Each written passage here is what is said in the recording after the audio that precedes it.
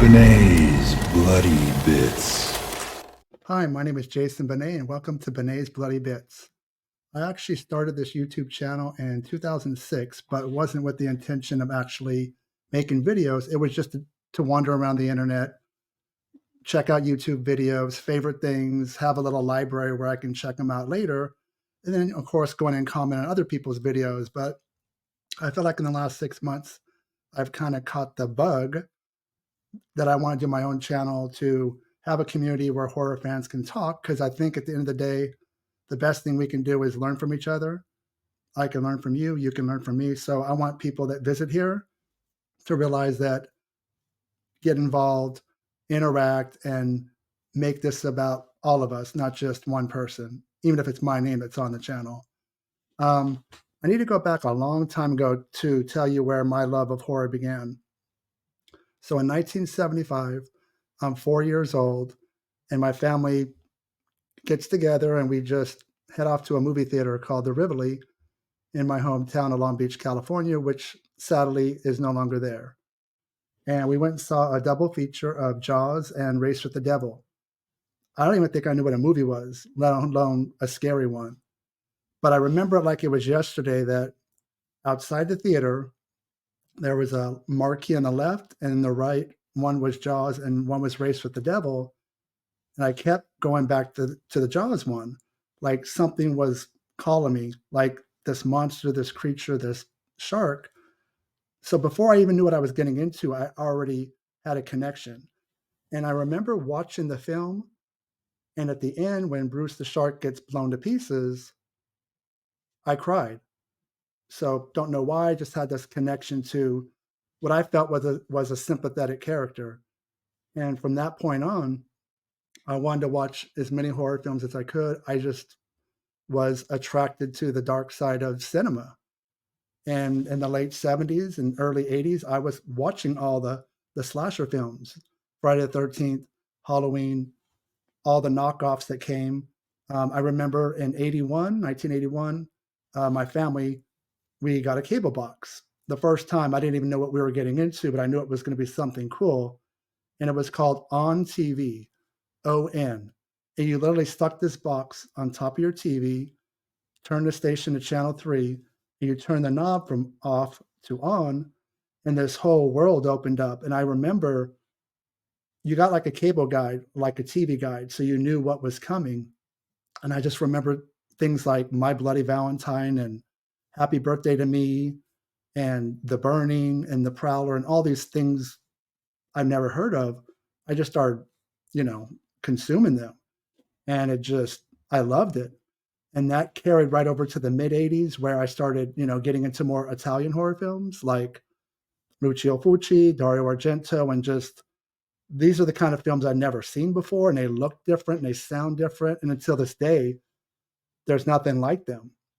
So I was just loving all this stuff. And then by 87, my family bought our first VCR. And then that's when I just started going to the video stores and just renting up everything. And actually, the first video store I ever went to was inside a supermarket.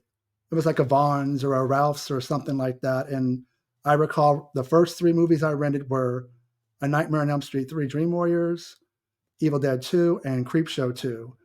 And it was just so awesome to just browse these aisles with these lurid, cover boxes, and just it drew me in.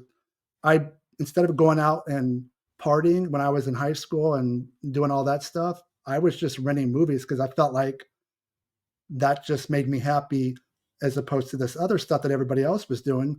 So in a sense, I was an outcast, but that's okay. I wouldn't change anything. And then in the early 90s, I'd say 1992, I had to start working for a living, right? I had to make some money. So I started working at Blockbuster Video. And it was crazy because it was just, it was kind of like where I belonged. The salary wasn't good. The hours were terrible, but it was my comfort zone because it was second nature for me to talk movies. And so I got promoted, became a manager, started receiving product and that's when I started doing physical media collecting because we would sell films, and I would just, as I'm cracking open the box and looking at these movies, I'm just setting movies off to the side. I'm going to buy this. I'm going to buy this. And that, then I started working at Suncoast Motion Picture Company, which was selling movies and not renting them. And that was better because you didn't deal with the general public per se. You were mostly talking to connoisseurs of physical media, cinephiles. So, these are people that are dropping 15, 20, $25 on something that they're going to keep forever, hopefully. And that's where I really started to understand, widescreen and letterboxed and how that's the way movies should be watched. And I started to educate myself more on that part of physical media collecting. And I finished up at DVD Planets. And I spent about 15 years of my life, working in the home video entertainment industry. And I left at about 2006. Ironically, that's probably right about the time Netflix really started to put the hurt on, mom and pop video stores and even the bigger ones like Hollywood Video and Blockbuster. And eventually, you've seen what's happening. Streaming has really put a hurt on it. And there's still video stores around, but that era that I worked there, that nostalgia kicks in, and there'll be nothing like that again. We can't go back to that. But with buying films from boutique labels, we can have our own video store at home. And then about 2009, I started writing for a blog, a website called Killer Film. And that was great because I took my fandom and, I went to the next level. I got to go to Comic-Con a couple times and cover that down in San Diego.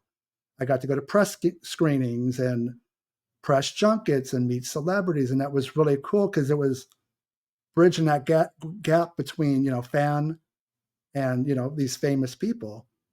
And then I started to want to write for print because I grew up on Fangoria and Gorezone. And of course, Fangoria is still around to this day. So I went from Killer Film to Fangoria.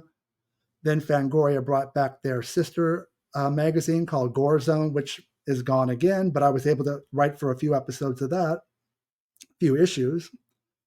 And then I eventually went over to Delirium magazine, and I've been there 10 years. It's still going strong. I will talk about Delirium more in another video, but it's basically owned by Charles Band.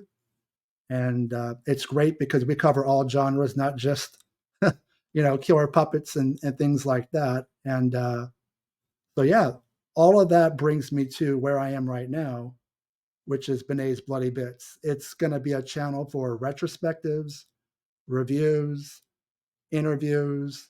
I'll do some unboxings. I am a subscriber to Vinegar Syndrome, so I get a box a month from them. I'll have other YouTubers on here just to talk shop and all those cool things. And of course, I would like everyone to subscribe and check out the channel and comment, get involved, make it, your channel as well. And that's it. I will have another video up really soon.